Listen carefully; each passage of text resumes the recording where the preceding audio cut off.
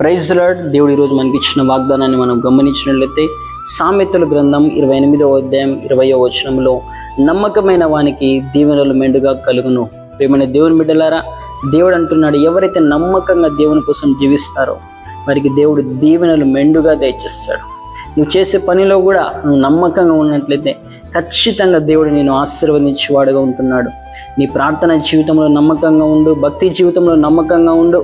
ప్రతి విషయంలో నమ్మకత్వాన్ని ఏ రోజు కూడా కోల్పోవద్దు. ప్రియమైన దేవుని బిడ్డ, శ్రమలు వచ్చినా, నిందలు వచ్చినా, అపనిందలు వచ్చినా నమ్మకత్వాన్ని కోల్పోవద్దు. యేసేపు నమ్మకత్వాన్ని కోల్పోకుండా నమ్మకంగా జీవించాడు, ఐగుప్తు దేశానికి ప్రధానమంత్రి అయ్యాడు. ఈరోజు నీవు కూడా నమ్మకంగా జీవించు. దేవుడు నిన్ను కూడా దీవెనలు మెండుగా దయచేసి ఆశీర్వదించేవాడుగా ఉంటున్నాడు. చిన్న ప్రార్థన చేసుకుందాం. పరిశుద్ధుడా, మహాగణుడా, మహోన్నతుడా, నీకే స్తోత్రాలు చెల్లిస్తున్నాం.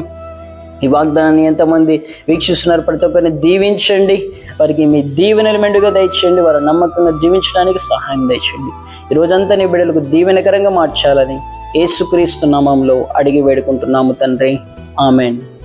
అదేవిధంగా మీ ప్రార్థన అవసరాలు ఏమైనా ఉన్నట్లయితే మీ యొక్క వాట్సాప్ నెంబర్ కామెంట్ రూపంలో తెలియచేయండి. మా ప్రార్థన టీం మీ కొరకు ప్రత్యేకమైన ప్రార్థన చేయడానికి సిద్ధంగా ఉంటున్నారు.